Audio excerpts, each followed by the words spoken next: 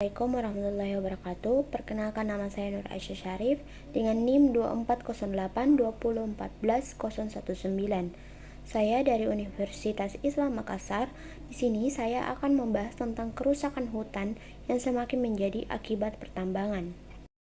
Ketahui bahwa kerusakan hutan di Indonesia akibat pertambangan telah mencapai tahap yang mengkhawatirkan, sebab dari 144 juta hektar hutan yang ada, kini hanya tersisa 130 juta hektar dan bahkan 42 juta hektar telah gundul tanpa vegetasi.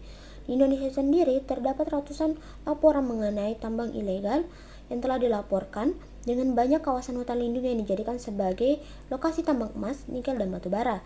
Secara nasional, Indonesia kehilangan sekitar 1,1 juta hektar hutan setiap tahunnya.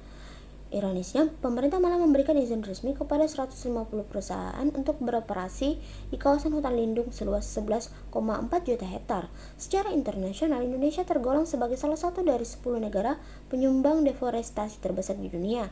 Jika kehilangan hutan, ini berkontribusi besar terhadap perubahan iklim global, peningkatan emisi karbon, dan ancaman kepunahan spesies. Kerusakan hutan akibat pertambangan tidak terjadi begitu saja. Berdasarkan kajian hukum lingkungan dan data di lapangan, terdapat sejumlah penyebab utama yang saling berkaitan. Yang pertama, pelonggaran regulasi. Disahkannya Undang-Undang Nomor 19 Tahun 2004 dari Perpu Nomor 1 Tahun 2004 membuka kembali peluang operasi tambang di kawasan hutan lindung, meskipun bertentangan dengan Undang-Undang Nomor 41 Tahun 1999 yang melarang pertambangan terbuka di wilayah tersebut. Yang kedua, pemberian izin di kawasan lindung. Sebanyak 150 perusahaan telah mendapat izin untuk menambang di 11,4 juta hektar di kawasan hutan yang tersebar di berbagai wilayah seperti Sumatera, Kalimantan, Sulawesi, dan Papua. Yang ketiga, minimnya reklamasi. Banyak perusahaan yang meninggalkan lubang bekas tamban dan kolam limbah beracun tanpa melakukan reklamasi dan rehabilitasi yang layak, sehingga menyebabkan kerusakan lingkungan dalam jangka panjang. Kelemahan dalam penegakan hukum. Meskipun undang-undang sudah mengatur sanksi pidana, perdata, dan administratif, penegakan hukum masih tidak berjalan efektif. Banyak perusahaan yang melanggar aturan tetapi tidak dikenakan sanksi tegas. Yang kelima, kepentingan investasi lebih diutamakan daripada lingkungan. Undang-undang yang seharusnya bersifat protektif terhadap lingkungan justru dilonggarkan untuk mengakomodasi kepentingan investasi dan tekanan dari investor. Teori yang relevan adalah Environmental Geovariance Theory, menekankan bahwa partisipasi masyarakat dan transparansi sangat penting dalam pengelolaan sumber daya alam. Yang kedua, anthropocentric critique menunjukkan bagaimana kebijakan yang terlalu berfokus pada ekonomi telah mengorbankan kelestarian ekologis. Dari semua penyebab yang paling utama dan paling berpengaruh adalah longgarnya regulasi dan lemahnya implementasi Undang-Undang Kehutanan, Undang-Undang Nomor 41 Tahun 1999. Karena Undang-Undang Nomor 41 Tahun 1999 tentang kehutanan, khususnya pasal 38 ayat 4, secara tegas melarang kegiatan penambangan terbuka di kawasan hutan lindung.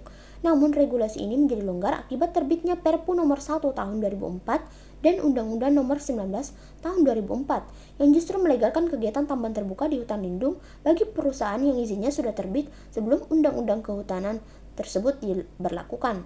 Hal ini menunjukkan ketidakkonsistenan hukum serta pelanggaran terhadap prinsip perlindungan lingkungan dan kelestarian hutan. Jika penyebab utamanya adalah lemahnya regulasi dan pengawasan, maka solusi yang dapat diberikan itu yang pertama, revitalisasi Undang-Undang Kehutanan agar tegas melarang tambang di hutan lindung, penguatan sistem pengawasan dan sanksi, serta pelibatan masyarakat lokal dalam pemantauan. Berlandaskan pada teori pendukung yaitu Participatory Environmental Management yang menunjukkan bahwa keterlibatan masyarakat sekitar hutan akan meningkatkan efektivitas pelestarian. Dari teori tersebut, kita dapat melakukan penanaman pohon berbasis komunitas di sekitar area rawan tambang. Kenapa ini efektif? Karena pertama, biayanya relatif murah, dua, dapat melibatkan pelajar, petani, dan masyarakat lokal, tiga, memulihkan kualitas tanah dan menghidupkan kembali keanekaragaman hayati. Bagaimana mengatasi kerusakan hutan akibat pertambangan melalui rencana solusi penambangan pohon oleh masyarakat di kawasan rawan tambang? Nah, berdasarkan rumusan masalah, maka rencana solusi yang dapat dilakukan adalah dengan mencakup penanaman pohon untuk memulihkan fungsi ekologis hutan dengan melibatkan masyarakat agar proyek berkelanjutan. Jenis tanaman yang digunakan adalah spesies lokal yang sesuai dengan ekosistem.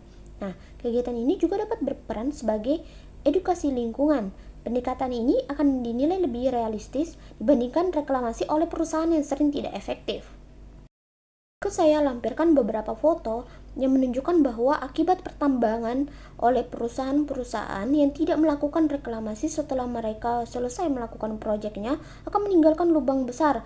Lubang besar ini akan menyebabkan pencemaran tanah dan pencemaran udara, dan jika area pertambangan tersebut berada di dekat air, maka air dari daerah tersebut juga akan ikut tercemar, sehingga tidak hanya mengganggu ekosistem yang ada di darat, juga mengganggu ekosistem yang ada di air.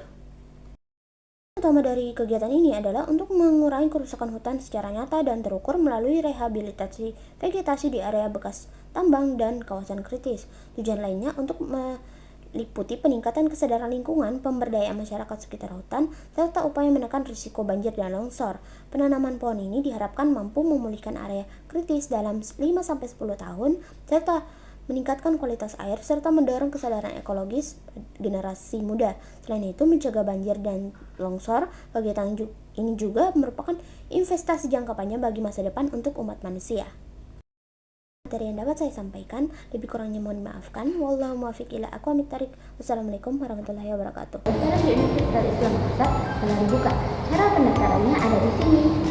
Dan untuk teman-teman yang ingin mendaftar melalui jalur beasiswa, Universitas Islam Makassar telah menyediakan program pendaftaran mahasiswa baru jalur beasiswa dengan cara seperti ini.